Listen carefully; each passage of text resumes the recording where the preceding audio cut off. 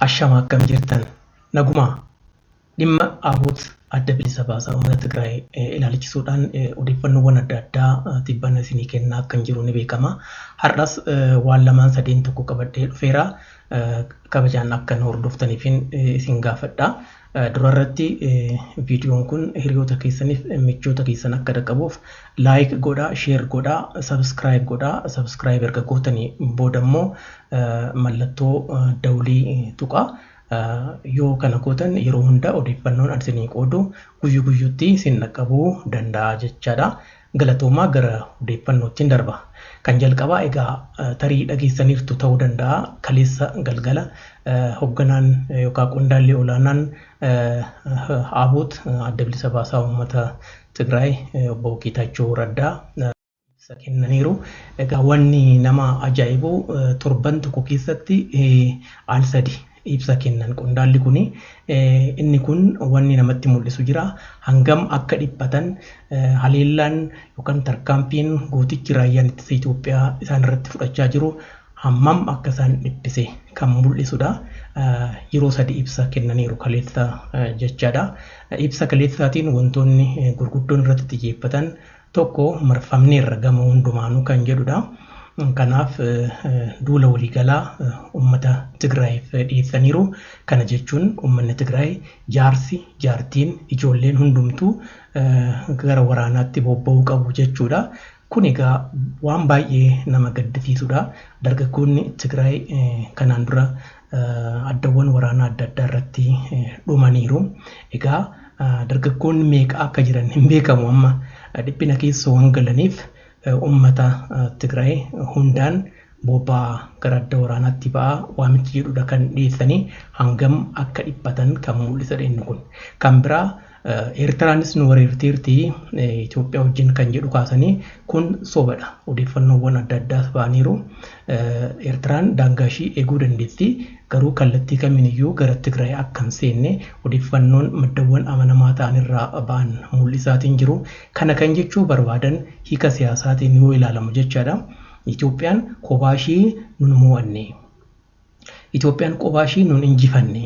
Eertiraa wajjin wal taateet nu waraanti. Kanaaf nu mo'achuu dandeesse yaada jedhu calaqqisiisuun akka danda'amuu fi karaa biraatiin ergitoonni isaanii biyya alaa jiran keessumattuu kanneen guddina Itoophiyaa hin beekne Itoophiyaan bara baraan waggaa waggaadhaan kadhaa keessa akka jiraattu, jireenya hiyyummaa keessa akka jiraattu kanneen barbaadan humnoonni alaa beekaman jiru waan ta'eef isaaniinis akka dhaqqabaniif mootummaa Itoophiyaa irratti dhiibbaa akka taasisaniif waan barbaadaniif haala kanaan ibsanii jechaadha.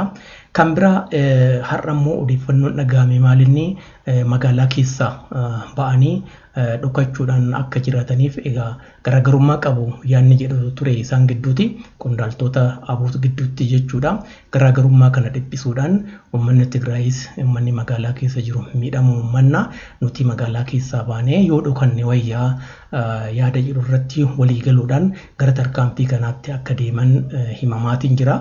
Garuu immoo hordoffii raayyaa ittisaa Itoophiyaa jalaa akka hin baane hin beekama. Garamiyyuu deemuu akka hin dandeenye hin beekama. Wanni ta'u egaa fuulduratti kan ilaalamu, kan eegnu, kan dhageenyu, kan agarru ta'a jechaadha. Odeeffannoon sadaffaan isiniif qooduu barbaadu kanaan dura naannoo Amaaraatti egaa faannoo anatu hooggana jechuudhaan hoogganaan fincilaa ture tokko ni beekama. Zammana Kaasee jedhama. Zammana Kaasee to'annoo jala oolfamuusaa koomishiniin poolisii magaalaa jechuun naannoo Amaaraa har'a beeksiseetiin jira. Egaa Zammana Kaasee magaalaa Baardaar ganda Duwwaa 3 keessatti mana nama dhuunfaa tokko keessatti eeruu hawaasni kenneen to'annoo jala akka oolee koomishiniin poolisii Amaaraa beeksiseera. Zammana Kaasee wayitii to'annoo jala oolfametti birriin 500,000 caalu jechuun miliyoona walakkaa caalu akkasumas ragaawwan kanneen biroos to'annoo jala oolfamaniiru jechuudha.